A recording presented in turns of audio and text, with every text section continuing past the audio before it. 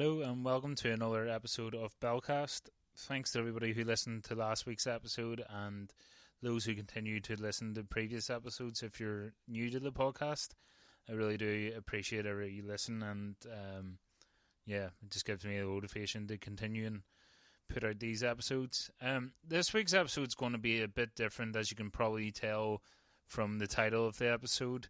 I'm going to focus a bit on the DUP, which again continue to grab the headlines for all the wrong reasons in Northern Ireland, and it's kind of been something that's been on my mind over the past few weeks, and even more so with some of the recent events. So this week's episode is a bit of a different focus and a change of pace maybe as well. So a bit more political than usual, but politics is probably one of my main passions. So let me know what you think. But so this week I just want to chat about the DUP. It's just increasingly frustrating being, I like to think of myself as a level-minded, open-minded person living in Northern Ireland when, I love this place and I love living here, but there's so much frustration on a day-to-day basis when you see stories mainly about the DUP grabbing the headlines, even more so now in the national news, for all the wrong reasons, when the leading party in our country should be promoting Northern Ireland as a fantastic place to come and see and to work, but that's just not the case. I'll start this by kind of qualifying myself a bit here, and so that this isn't palmed off as some kind of lefty, alliance-centered pro-nationalist podcast, which it isn't. I've stated previously, I'm from a predominantly Protestant background. I was brought up in Beaver Estate in South Belfast. A loyalist area, very loyalist area with still a strong paramilitary presence. But it was a great place to be brought up, and I still got some great memories from being there. I then moved to the East Belfast and lived in the Woodstock area for most of my teenage years, and this is where I probably became more aware of politics in Northern Ireland. As a child, you don't really pick up on politics. Life is life. You go to school, you play with your friends. Everything's normal, and it's no different to anywhere else in the UK, I'd say. Obviously, we have our own nuances, and normal is different to everybody. But you kind of just got used to seeing like Union Jacks flying, and different paramilitary flags, even, or curbs maybe painted red, white, and blue, things like that. But that was normal growing up in Beaver, and I'd say that's the case for a lot of people in other estates in Belfast.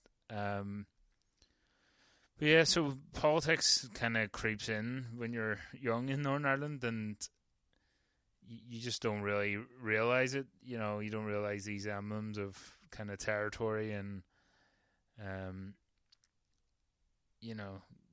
marking out different, I use the term, religious areas. You don't kind of take it on board that that's different.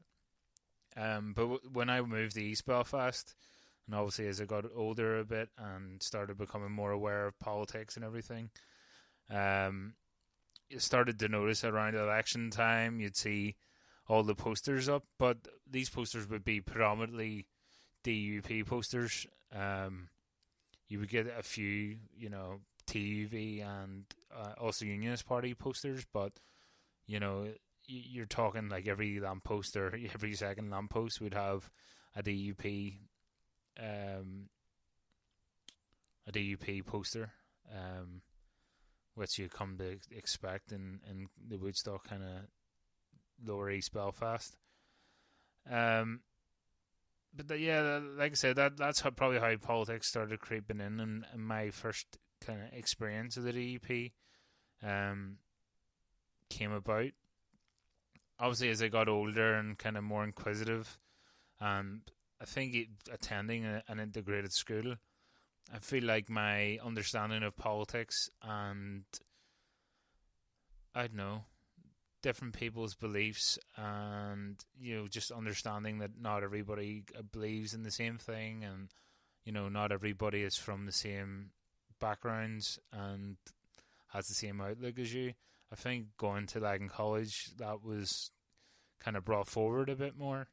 We were encouraged to listen to other people and give your opinion, and I just feel like I was exposed more to different things and different opinions. But yeah, as I said, as I got older and became more aware of politics, you start just to learn more about all the parties, and I'd say like my experience of the DUP originally was just more historical. Even Paisley Senior was still First Minister when I was kind of learning politics, and when I went into sixth year and did politics as a subject, it was kind of like a snowball effect. But I felt, coming from like a unionist background, I kind of felt as I got older and learned more about the politics, I kind of strayed away a bit from the politics of the DUP.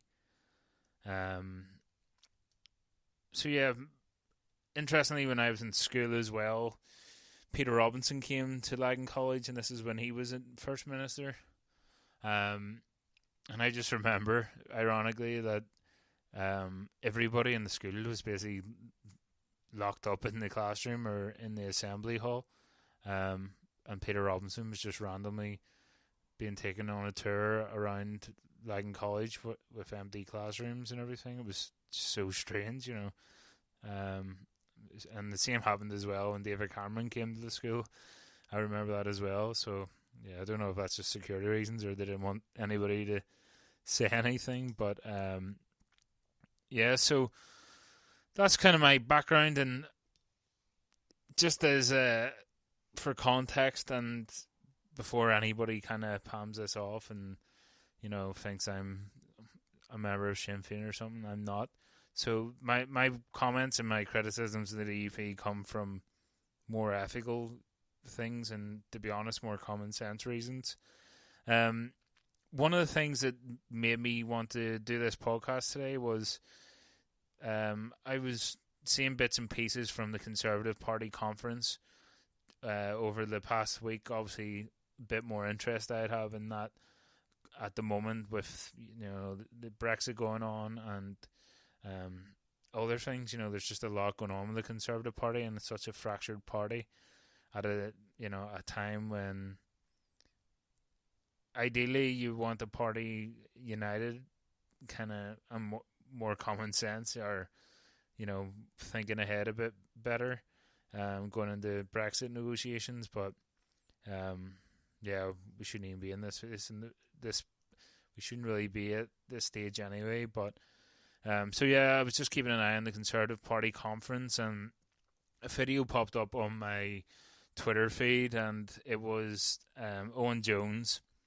the journalist and author, interviewing Arlene Foster about gay marriage, and Owen was basically saying, like, the people of Northern Ireland, gay people in Northern Ireland should have the right to marry like everybody else in the UK, which, fair enough, but speaking to Arlene Foster, obviously she had something else to say, and this was being shared by so many people, and a lot of people from across the water were sharing this as well, and it's just a bit embarrassing. But Arlene Foster said to Owen, she said she believed that marriage was between a man and a woman, and if you have a belief, she thinks you should be able to have it, otherwise we will live in a very intolerant world. Just watching that video made my blood boil, to be honest, because this is coming from the leader of the DUP, and just seems like complete trolling, to be honest. you'd expect a comment like that to come from somebody with an egg-shaped profile picture on Twitter, but this is like the leader of Northern Ireland, basically, the leader of the biggest party in Northern Ireland, coming out with this. And, you know, it's just ironic and tragic, but because Northern Ireland still remains the only country in the British Isles to not have gay marriage.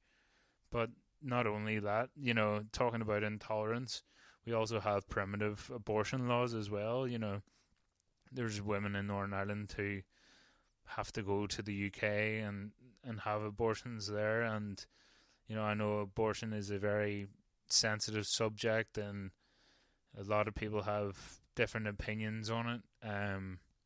But there's so many sad cases where women are forced to continue on with their pregnancy when they know that, you know, that their child is severely disabled and will basically die once it's been born. And I just think that's heartbreaking, to be honest. But again, you know, this is the main party of the UK, and the main party of the Northern Ireland executive, and this is what they believe, and it's just, yeah, it's infuriating. It really is. I was at the Pink News event as well earlier this year. It was held up in Stormont by Pink News, and I think it was their first big event in Northern Ireland. I don't believe they've ever done an event of that scale.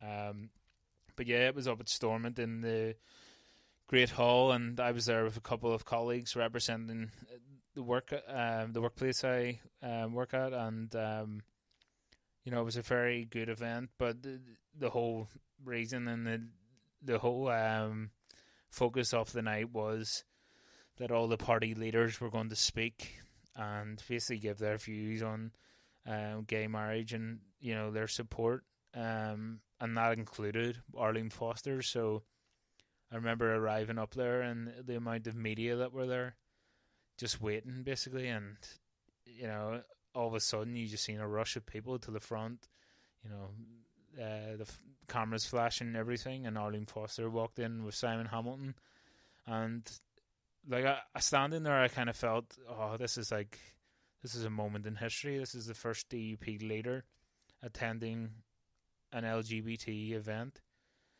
I genuinely thought at that moment when she walked in, I thought, like, I really am witnessing, you know, history changing here. You know, this appears to be progression. This appears to be, you know, a significant change in the DUP stance on gay marriage. Yet those kind of sentiments and hopes were tarnished a bit because Arlene Foster was the first person to speak, and within the first 30 seconds or so, somehow she had squeezed in a mention about the IRA, which, fair enough, she was there on the day, I think it was the anniversary of when the IRA attacked her school bus, which, fair enough, okay, that was an awful experience, but, like, I just don't see the need to bring up the IRA in a chat about gay marriage. You know, you could see people around, just the sheer disappointment in people's faces, because these people obviously oppose the DUP and think their beliefs are primitive, and you know, again, fair enough for them because their rights are being affected. But you could see when Arlene Foster stepped up, you could kind of feel there was a bit of respect from those people that she was there in the first place, and a bit of expectation that she was going to come out and maybe say something a bit positive and offer peace nearly to the LGBT community in Northern Ireland. But, you know, within 30 seconds she had ruined that, and yeah, it was just frustrating, and in that instance as well, she was stressing that, you know, she had to have her needs respected and her beliefs respected, and I just kind of made it out that she was the victim in all of this, and that, you know,